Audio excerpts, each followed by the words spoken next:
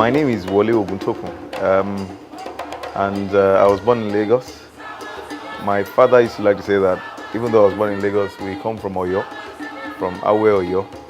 I schooled at Lara Day Nursery and Primary School in Ikeja, Adeni Jones.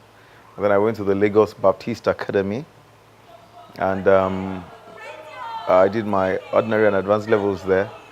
Then I was admitted into the Bafemi Awolowo University, where I did a first degree in law. And then I was called to the Nigerian bar. And then I served in Akwa Ibom State. And then I got a master's degree in law from the University of Lagos, an LLM. And then later on I did a master's in humanitarian and refugee studies from the University of Lagos as well, the Faculty of Law. But I'm a theatre practitioner.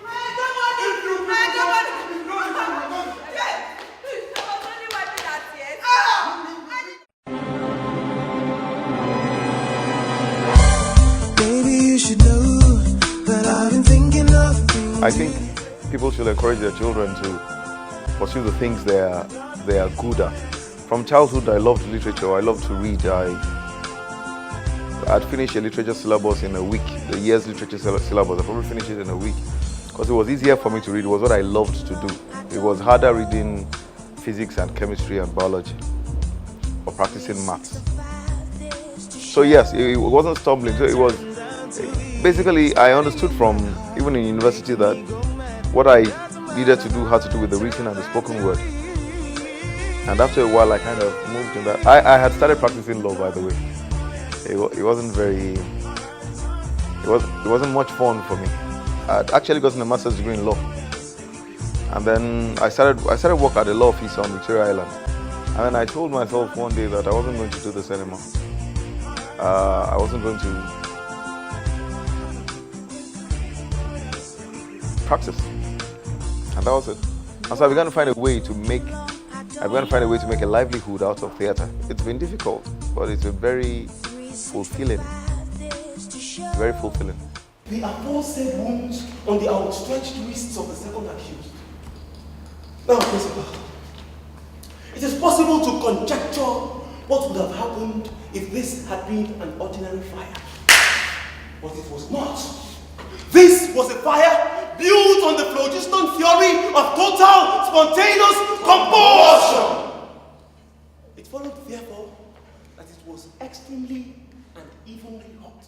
It's possible if you want to be a part of it, or if you're looking at it from the outside, to imagine that there's nothing going on. But the country has a thriving.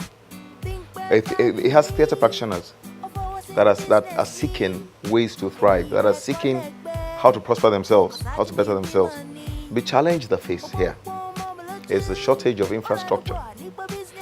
In Nigeria, it is amazing that the only way you can chronicle your history is not supported by the government. There are no endowments, no funds, no grants, nothing basically. So theatre practitioners here tend to look for ways. They tend to look for how to produce. You first go and look for money to pay for a venue, then you look for money to pay for actors, then you look for money to do advertising, then you look for people who will sponsor you, which doesn't always happen. It can be very hard. The challenges they face here are they're more difficult than practitioners will face elsewhere in the world. It's amazing when I meet practitioners outside and they tell me that they stayed for 6 months because they were working on a particular piece and they had been given a grant so they could really concentrate on it and build it and make it beautiful and all that. And I think, okay, for 6 months, how am I going to pay practitioners to develop work for 6 months here? It's very difficult.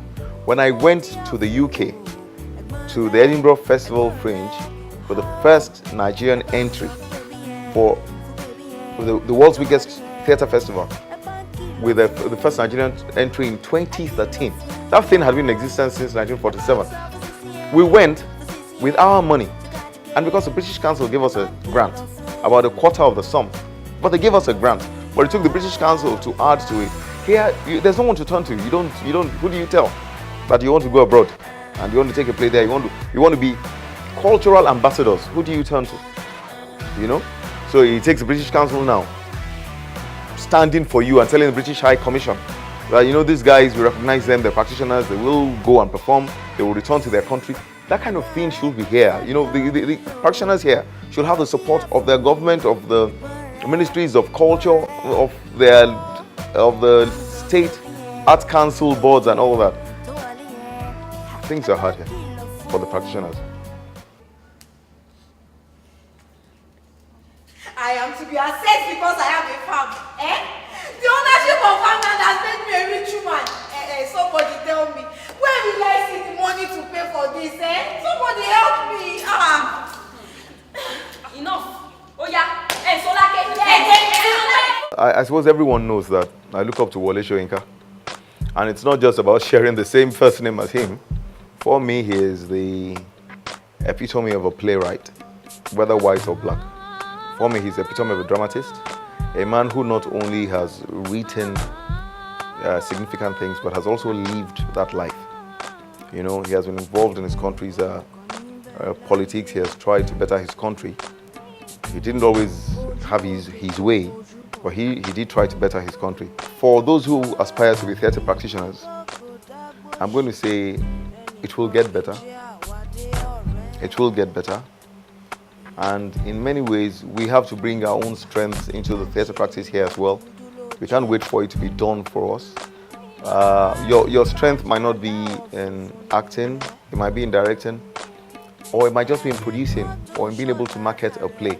And you might make it a lucrative business if you talk to the right people, if you talk to the right banks, or the petroleum companies, or the telecoms companies.